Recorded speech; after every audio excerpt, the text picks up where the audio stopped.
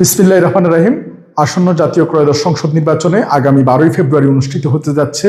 এই নির্বাচনে আমি কলম প্রতীকে নোয়াখালী 5 থেকে আমি লড়ছি এবং জনগণের আশা আকাঙ্ক্ষার প্রতিফলন ঘটাতে যেতে পারি এবং বেয়ারিশ নিঃস্ব মানুষ, অসহায় মানুষের অধিকার আদায়ের জন্য মহান সংসদে গিয়ে তাদের যাতে কথা তুলে ধরতে পারি এবং আমার সকল প্রবাসী ভাইদের অব্যক্ত কথাগুলো যাতে তুলে ধরতে পারি।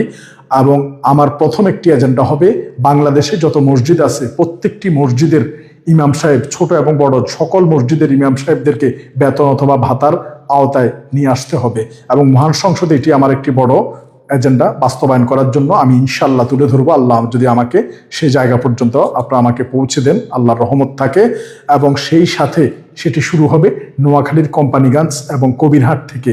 এই কোম্পানিগঞ্জ এবং কবিরহাট, অশ্বদিয়া, নেয়াজপুরের যে সমস্ত মসজিদ আছে ছোট এবং বড় প্রত্যেকটি ইমাম সাহেবের বেতন সরকারিভাবে নির্ধারিত হবে এবং যদি সেটা আমি নাও করতে পারি অন্তত আলাদা ফান্ড তৈরি করে প্রত্যেকটি মসজিদের ইমাম সাহেবকে এলাকাবাসী যা দেখ বা না দিক কিন্তু একটি ফান্ড থাকবে প্রতি মাসে, তারা অবশ্যই পাবে।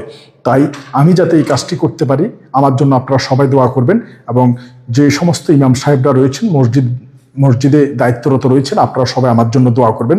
আল্লাহ সর্বশক্তিমান আগামী 12 তারিখ যাতে মহান আল্লাহ তাআলা যদি কোনো ভালো লিখে থাকে তাহলে অবশ্যই যাতে আমাদের এই কলম মার্কাকে কবুল করে আমরা যাতে জয়যুক্ত হতে পারি। বেয়ারিশ নিঃস্ব অসহায় দরিদ্র নিপীড়িত মানুষের কণ্ঠস্বর হয়ে যাতে আমি মহান সংসদে তাদের পক্ষে দাঁড়াতে পারি, তাদের ভয়েস হিসেবে। আল্লাহ সর্বশক্তিমান। সালামু আলাইকুম।